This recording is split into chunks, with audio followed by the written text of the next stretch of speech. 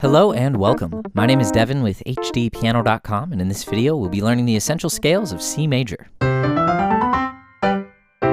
Now, before I walk you through the major scale, the relative minor scale, the major pentatonic, and the relative minor pentatonic, I want to let you know that this is just the first of 24 videos in the Key Signature Essentials series, all of which will be made available completely free at HDpiano.com.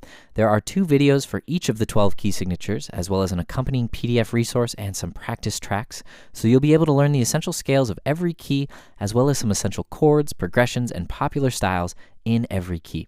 It's a wealth of content, and it's all about building a solid foundation at the piano. Now, the idea here is that if you're learning a song in D major or F major or G flat major, you can jump to that Key Signature Essentials video and really familiarize yourself with the available notes and chords in that key signature.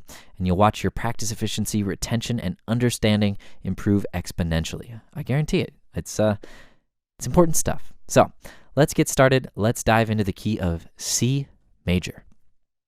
So, in the key of C, we're lucky because we have not 5, not 4, not 3, not 2, not even 1 sharp or flat.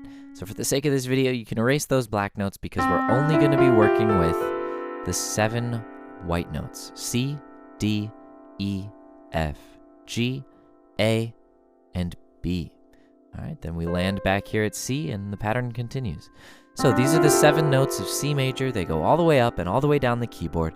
And I want you to take a mental snapshot, which is pretty simple, just all white notes, and file it away because that's all we're going to be working with in this key signature.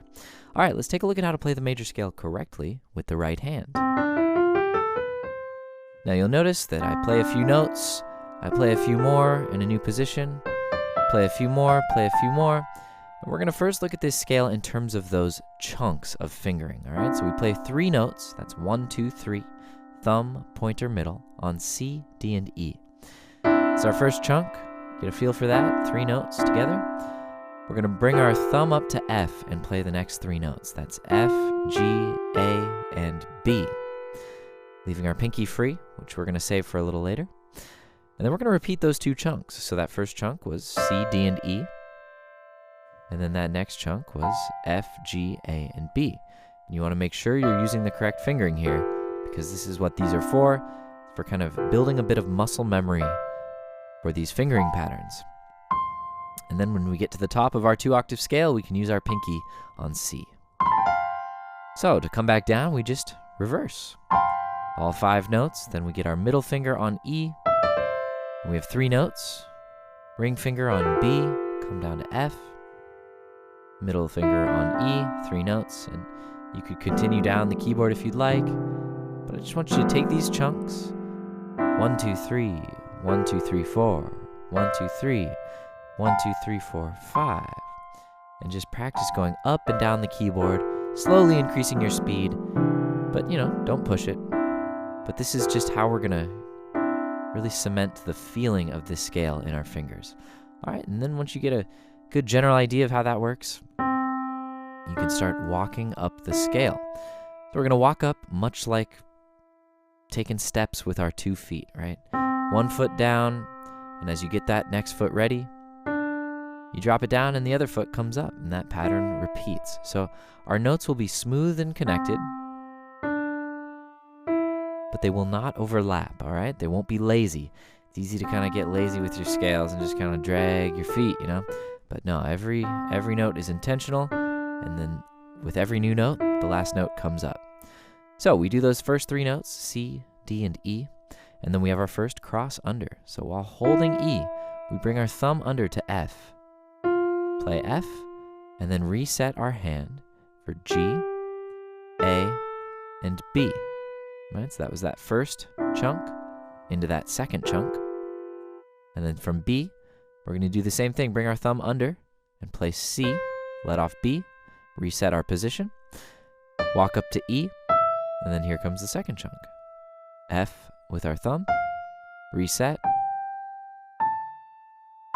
and walk all the way up to C. Then we turn around, walk all the way down to F. Holding F, we're going to bring our middle finger over. Notice that I'm still holding. And as soon as I put it down, thumb comes up, and we walk down to C. Now we bring our ring finger over. Same idea, we reset as soon as that crossover is finished. Walk down all the way to F, bring our middle finger over to E, reset, and we've made it all the way up and all the way back down in the right hand in the C major scale. So I've got good news. That fingering pattern, 1, 2, 3, 1, 2, 3, 4, 1, 2, 3, 1, 2, 3, 4, 5, and back down. That fingering pattern in the right hand will be the same for, well, obviously C, but G major, D major, A major, and E major. So that's 4 more scales that you've basically learned, at least from a muscle standpoint. It's just a matter of switching out a few of the notes, all right? So that's good news. And the same goes for the left hand. Check this out. We're going to move to our left hand now, but I want to demonstrate this. Because our hands are a mirror image and because this scale is just, there are no obstacles, it's just these white notes, well, our hands move in a mirror image to each other. All right, so what's going on here? It's just an inverse, right? So eventually we're going to be playing the scale in parallel, which makes it a little more difficult. But it is nice to know that nothing is really changing between the hands. They're just moving in opposite directions, right? So we're going to do that big chunk here to start. 5, 4, 3, 2, 1. C up to G, 1 finger per note. And then we're going to get that 3, 2, 1 with middle pointer thumb, and that's A, B, and C. And now our ring comes up to D, plays D, E, F, and G. And then we're up to A, B, and C. So in reverse, it's the same idea. 1, 2, 3, 1, 2, 3, 4, 1, 2, 3, 1, 2, 3, 4, and then adding that 5th finger at the bottom if it's the bottom of the scale. But in theory, we could continue on using the same pattern and stop whenever you want. Right? Scales can be practiced in 1, 2, 3, 4, 5 octaves, whatever you'd like. We're going to stick to 2 in this series, though. So take those chunks up and down the keyboard and just kind of get a feel for the fingering patterns and where you can expect to cross over. Anywhere there's a G to an A, and anywhere there's a C to a D. Right? All right, so let's step through it, remembering to stay relaxed. And also look at my fingers. They're very relaxed. They're not doing any sort of sudden sporadic movements. I see that a lot with beginners. And that might take some focus, but just step by step, making sure you're smooth and connected, but not overlapping. We finish those first 5 notes, and we bring our middle up to A. Play A, B, and C. Now we prepare to bring our ring up to D.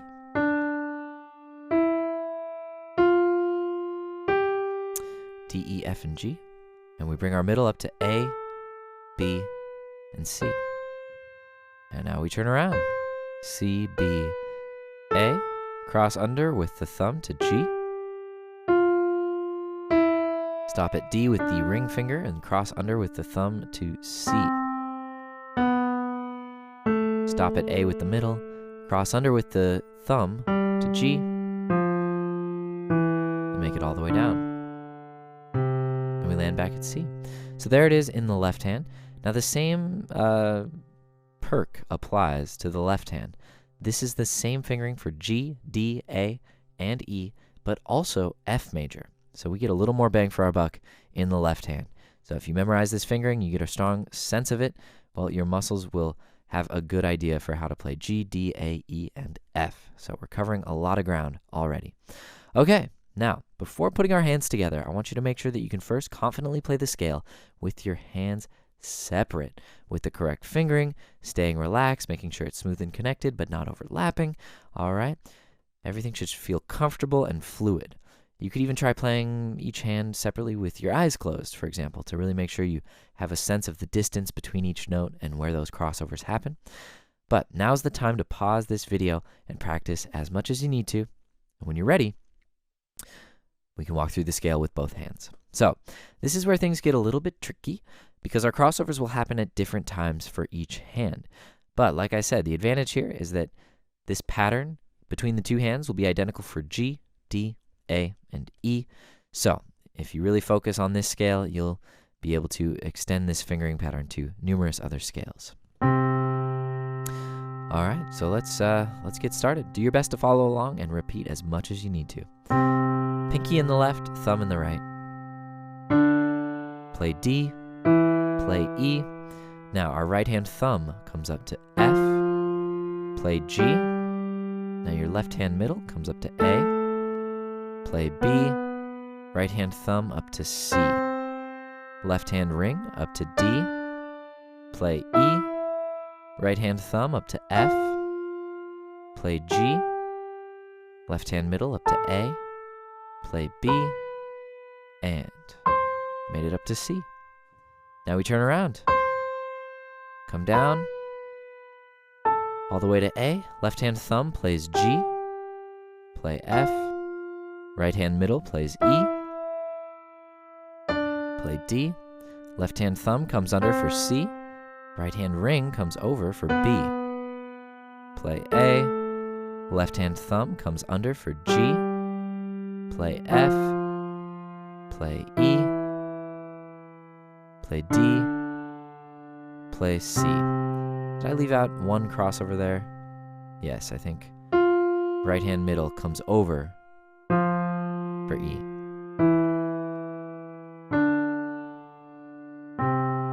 There it is, from bottom to top and back down, the C major scale in both hands. Notice that as soon as I have a crossover, right here, for example, in the right hand, look at how quickly my hand repositions itself to play the next notes. Same applies for the left hand. No matter how slow you're practicing your scales, you can always practice making sure that you're getting your hands in the right place, because that'll prepare you for faster speeds. All right, so speaking of faster speeds, I'm going to now play it to a metronome at 60, 90, and 120 beats per minute. And I encourage you to focus on one hand at a time and just use this as a practice resource for now. But when you're ready, you can really put those hands together and probably loop 60 for a while, loop 90, or use your own metronome to find anything in between. So here we go at 60. 3, 4.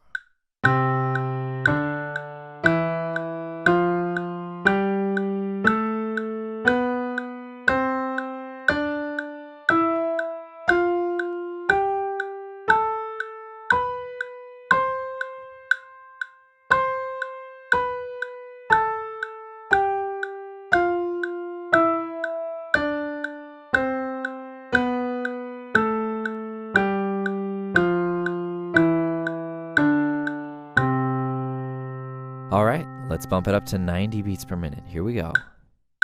3, 4.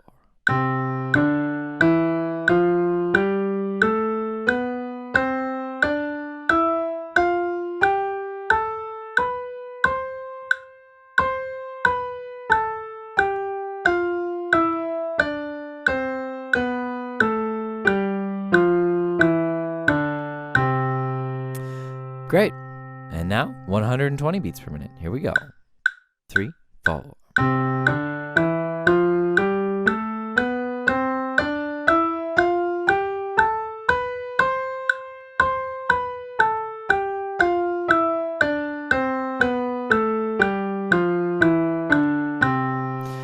Great. So, one hand at a time until you're certain that you're ready to try it with both hands.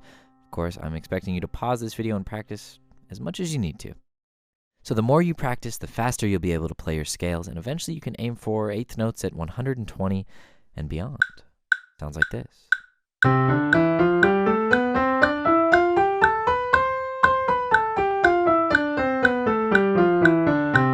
But again, we're not trying to impress anyone.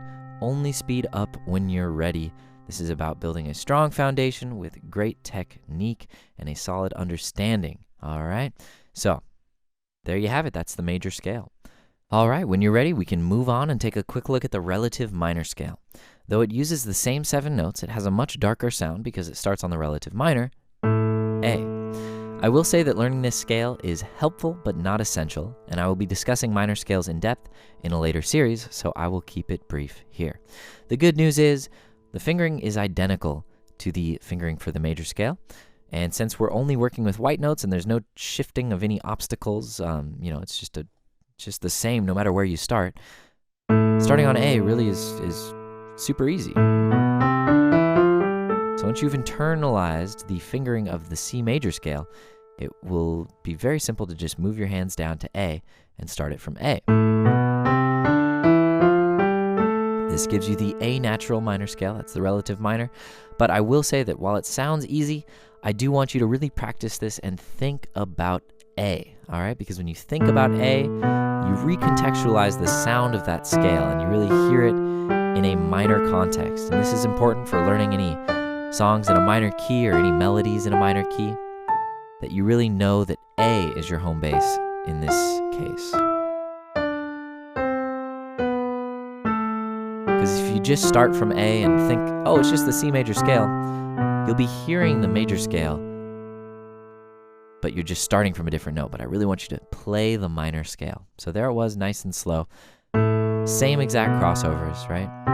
We get to C and our right hand thumb comes under to D, play E, left hand middle plays F, play G, right hand thumb comes under to A, left hand ring up to B, play C, right hand thumb to D, play E, left hand middle up to F, play G, play A, and we reverse.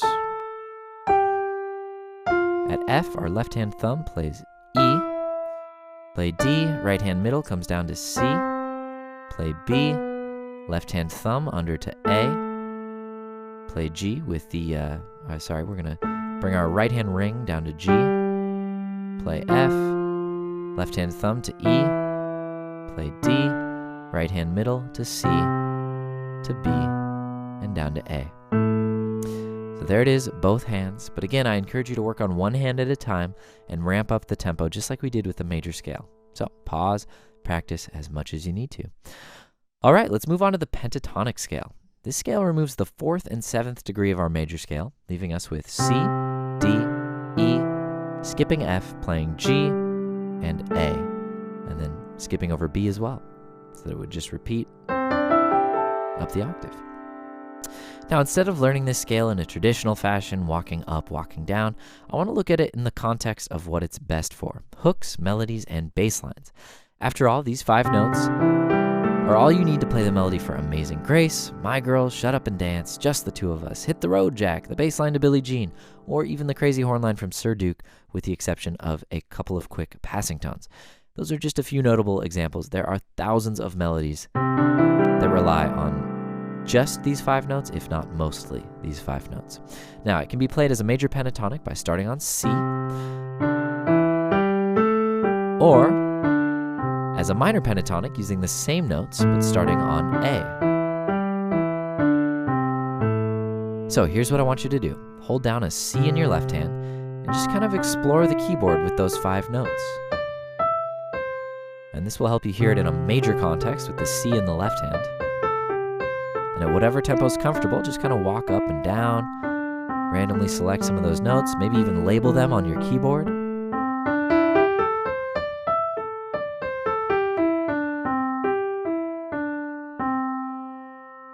All right, then you can start trying to play some of those melodies I mentioned.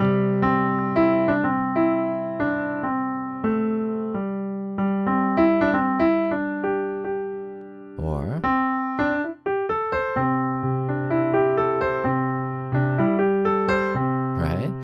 Or how about that horn line from Sir Duke? All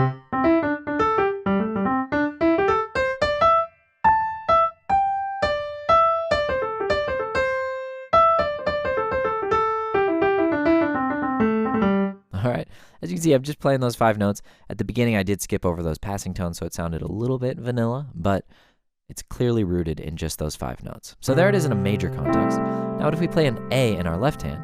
Well, you can explore the same 5 notes, but suddenly they're in a minor context.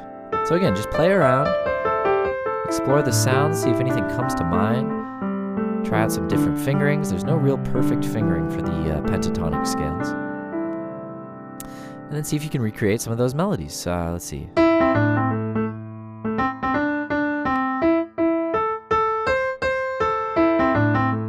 right, all from there. How How about the bass line to Billie Jean?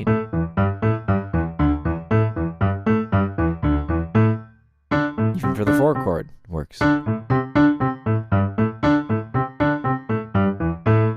All right, so play around, explore, see if you can recreate any other melodies or bass lines, and I hope that you'll find that the facility that you picked up in learning the major scale will help your fingers move quickly through the notes of the pentatonic scale. But again, take it slow, no rush. Like I said, there's no real correct fingering. It's just a matter of where you're going and where you're coming from. So that's why I want you to just kind of go off and be merry, explore the scale, see what happens. All right. Just be sure not to hit the F or the B so that you're really internalizing the shape of the pentatonic, all right? Because we want to make sure that we understand that shape and the sound of that shape. Okay, well, that's all for this video. Those are the essential scales of C. And we'll be moving on to the essential chords of C in the next video. I hope to see you there. My name is Devin with HDpiano.com. And while you're here, please like and subscribe and find us on social media. And hopefully I'll see you at another key signature. All right, until then.